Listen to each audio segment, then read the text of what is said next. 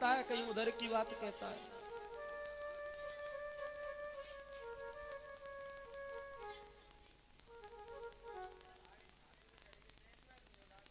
इधर भगवान नारद जी के मन में,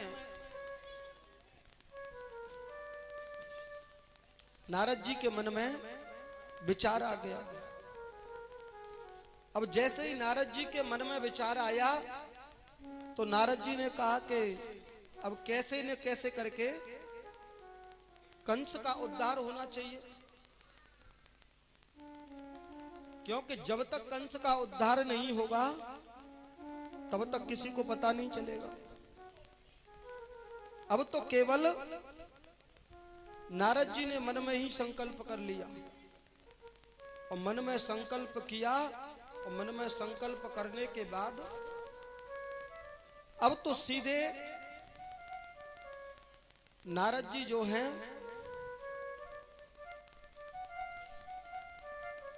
सीधे नारद जी महाराज कंस के पास में पहुंच जाते हैं। जैसे ही महाराज कंस के पास में पहुंचे और महाराज कंस से जाकर के कहा कि महाराज आप एक बात बताइए कि आपका जो शत्रु था उसने तो गोकुल में जाकर के जन्म ले लिया। महाराज मुझे तो आप इतना बता दो, कब मारोगे उसको? मुझे तो केवल इतना बता दो कि उसको कब मारोगे। अब तो महाराज कंस ने कहा कि क्या बताऊं भगवान, मैं तो चुन चुन करके राक्षसों को भेजता हूं मारने के लिए, लेकिन जाते तो मारने के लिए हैं और समाचार मिलता है कि स्वयं मर करके लौट करके आ गए। जब स्वयं मर करके लौट करके आए तो नारद जी से बोला कंस कहिए महाराज क्या बात है। नारद जी बोले कि महाराज ऐसा है कि भगवान शिव ने जो तुम्हें धनुष दिया है और उसी धनुष यज्ञ का मेला रचो तुम, और जब तुम उस धनुष यज्ञ का मेला रचोगे उसी मेले के अंतर्गत कृष्ण और बलराम को दोनों को बुलाओ, और जैसे वो मेला देखने में लगे रहेंगे और उनको दोनों को तुम धोखे से मार देना। अब तो महाराज कंस के मन में आ गया। अब जैसे ही महाराज कंस के मन में आया अब तो ऐसी अनुभूति जग गई, ऐसी अनुभूति जग गई।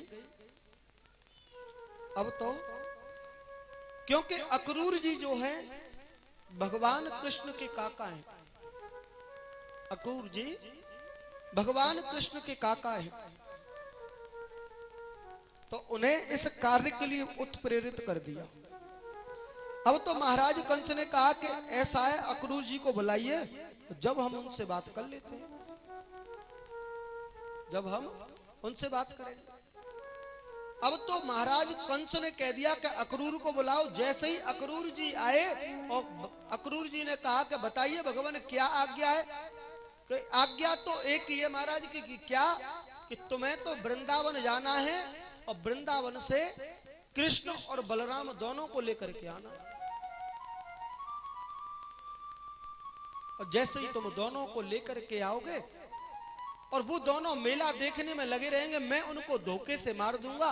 क्योंकि आपने तो सुना था कि मैं जब देवकी का विवाह कर रहा था और उसका अष्टम गर्भ जो था वो काल था, इसीलिए अब तुम जाइए। अब तो महाराज अक्रूर ने कह दिया कि भैया इस दुष्ट कंस के मन में ऐसा विचार कहां से आ गया, इस दुष्ट कंस के मन में ऐसा विचार कहां से आ गया जो कि कृष्ण और बलराम को बुलाने के लिए कह रहा है। अब तो इतनी बात कही सो महाराज कंस को पता चल गया, और महाराज कंस ने कहा कि अरे अक्रूर जी, अगर तुम नहीं गए वृंदावन को तो तुम मेरे स्वरूप से और मुझसे परिचित हो कि क्या होगा, मैं फिर तुम्हें मार दूंगा, अब मैं तुम्हें मार दूंगा। अब तो जैसे ही अक्रूर जी ने को उत्प्रेरित कर दिया और अक्रूर जी अपने रथ को सजा करके वृंदावन की तरफ उस रथ का मुख कर लिया। जैसे ही वृंदावन की तरफ मुख किया और वृंदावन की तरफ मुख करने के बाद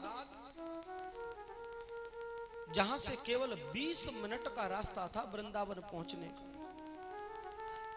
और अक्रूर जी को नित्य 20 घंटे लगे वृंदावन पहुंचने में। 20 घंटे लग गए। अपने रथ को सजाया, रथ को सजा करके धीरे धीरे जा रहे हैं और मन में सोचते जा रहे हैं कि इस दुष्ट कंस के मन में ऐसा विचार कहां से आ गया जो कृष्ण और बलराम को बुलाना चाहता है।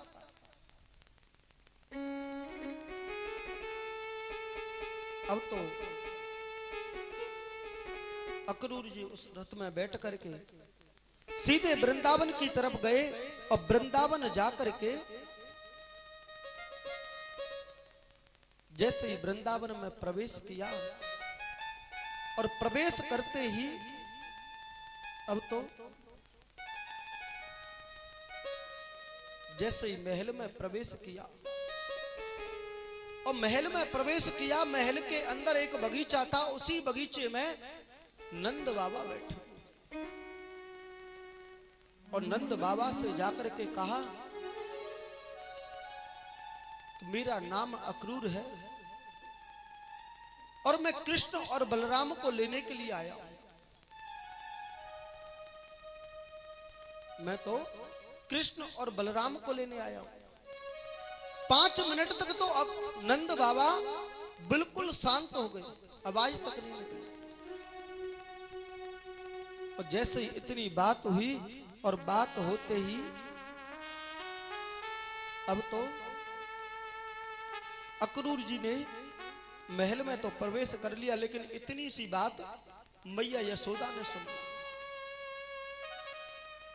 जैसे मैया यशोदा ने ये बात सुनी और मैया यशोदा ने जैसे ये बात सुनी सो मैया यशोदा अंदर से निकल करके आई और आकर के कहने लगी कि आज से कुछ भी हो जाए, अब मैं अपने पुत्रों को घर से बाहर नहीं निकलने दूंगी।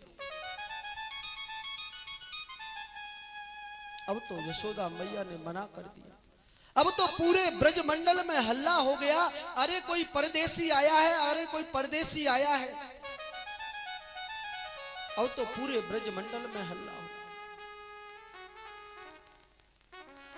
इतनी देर में तो यशोदा मैया से नंद बाबा बोले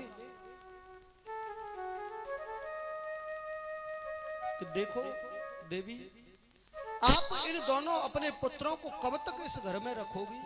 कभी न कभी तो इनको जाने दिया करो। अब इनको घर से तो बाहर निकलने दो। अब तो यशोदा मैया ने मना कर दिया, लेकिन नंद बाबा ने कहा कि ऐसा है, इन दोनों पुत्रों को जाने दो, इनकी साथ में ही हम चले जाएंगे। अब जैसे ही सुबह के 4 बजे ब्रह्म मुहूर्त में, और ब्रह्म मुहूर्त में आकर के देखा तो जितनी भी ब्रज की गोपियां हैं सब आकर के खड़ी हो गई। जितनी भी ब्रज की गोपियां हैं सब मैया यशोदा के महल के सामने आकर के खड़ी हो गई कि आज तो हमारे प्राण वल्लभ हमें छोड़ करके जा रहे, आज तो हमारे प्राण वल्लभ हमें छोड़ करके जा रहे हैं। और मेरे कन्हैया ने सुबह के 4 बजे के ब्रह्म मुहूर्त में ऊपर छत से देखा तो लाखों गोपियां खड़ी और उन लाखों गोपियों के ऊपर एक छोटी सी नजर डाल करके देखी और देखते ही जैसे ही महल का द्वार खोला, महल का द्वार खोलते ही जैसे ही भगवान निकल करके आए और गोपियों ने कहा भगवान से कि आज तुम हमें छोड़ करके क्यों जा रहे हो? आज तुम हमें छोड़ करके क्यों जा रहे हो? हमसे कोई ऐसी गलती हो गई है क्या? तो भगवान ने कहा कि अरे ब्रज की गोपियों, मैं तो तुम्हारे चरणों में प्रणाम करता हूं, अगर मैं आज मथुरा के लिए नहीं गया तो आगे की लीलाएं कैसे संपन्न होंगी। आज तो मुझे जाना पड़ेगा। जैसे ही मेरे बालकृष्ण प्रभु उस रथ में बैठने के लिए हुए और रथ में बैठे, और इतनी देर में तो एक गोपी दौड़ करके आई और आकर के उस रथ के नीचे लेट गई। और जैसे ही उस रथ के नीचे लेटी और लेटने के बाद बोलती, अरे गोपाल, अगर आज तुमने हमसे प्रेम नहीं किया हो, आज इस रथ को हमारे ऊपर से निकाल करके ले जाओ। अब तो दूसरी गोपी दौड़ करके आई और आकर के रथ के सामने लेटी। और जैसे ही रथ के सामने लेटी और लेट करके वो भी गोपी कहने लगी, अरे गोपाल, हमसे या हमारी किसी सखियों से तुम्हारे साथ में कोई गलती हो गई हो और आज तुम हमें छोड़ करके जा रहे हो, ऐसा क्यों? और आज तो तुम्हें छोड़ करके जाना नहीं चाहिए। अब तो ब्रज की गोपियों ने चारों तरफ से उस रथ को घेर लिया और आज भगवान श्री कृष्ण उन गोपियों को समझाते हैं और समझा करके कहने लगे कि अरे ब्रज की गोपियों, मैं आज जा रहा हूं और परसों लौट करके आ जाऊंगा। अब तो गोपियों के मन में भी विचार आ गया कि आज की तो कह ही रहा है, कल रुकेगा और परसों लौट करके आ जाएगा। अब तो जितनी भी ब्रज की गोपियां थी, ब्रज की गोपियों ने कहा कि भैया परसों लौट करके आ जाएंगे तो चले जाने। इतनी देर में तो मेरे बालकृष्ण प्रभु और बलराम जी दोनों उस रथ में बैठ गए और रथ में बैठने के बाद जैसे ही थोड़ा सा रथ को आगे के लिए बढ़ाया और रथ को आगे बढ़ाते ही मैया यशोदा पीछे से दौड़ती हुई आई। अरे लाला, नेक रथ को रोको तो सही, अरे लाला, नेक रथ को रोको तो सही। जैसे ही मैया यशोदा की आवाज सुनी और आवाज सुनते ही मैया यशोदा की आवाज सुनी सो कृष्ण और बलराम दोनों उस रथ में से कूद गए। और जैसे ही रथ में से कूदे और जाकर के मैया यशोदा ने अपने शरीर से दोनों को चिपका लिया। और आज मैया यशोदा रो रो करके बुरा हाल हो गया और मैया यशोदा ने रो रो करके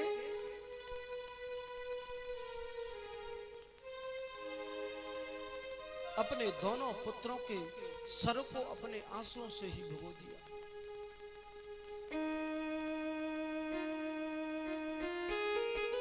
और दोनों के सिर को भिगो दिया। सिर को भिगोने के बाद मैया यशोदा कहने लगी, अरे लाला, मुझसे कोई गलती हो गई है तो मुझे माफ कर दो। मैंने तो तुझे एक मटकी फोड़वे के बदले तुझे उखल से बांध दिया। क्या शायद मुझे तो ऐसा लगता है कि मैंने तुझे उखल से बांध दिया और उखल से बांधने के बाद शायद तुझे गुस्सा आ गई हो जो मुझे छोड़ करके जा रहा है।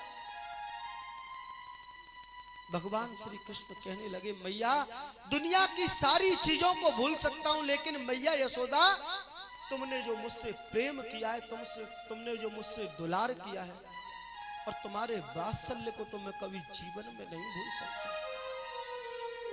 आज भगवान उसी रथ में बैठ गए और बैठ करके जा रहे हैं और गोपियां टकटकी लगा करके देख रही हैं। बोलिए आनंद कंद भगवान जय हो। कृष्ण लेते हैं ब्रज से विदाई, मैया मोरे याद न करियो।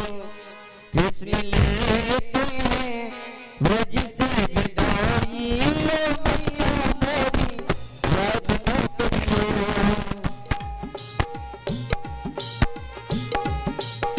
ओ मैया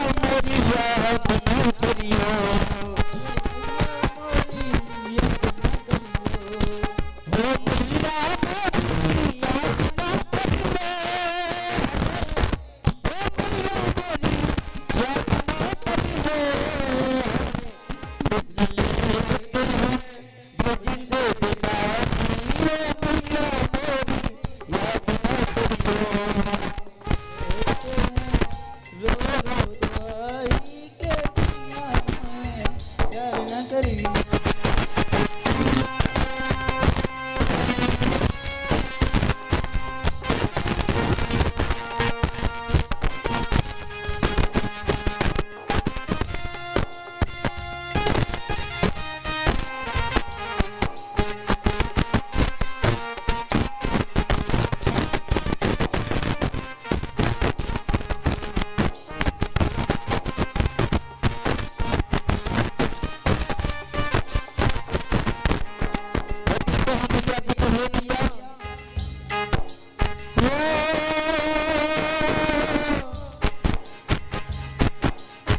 धनुष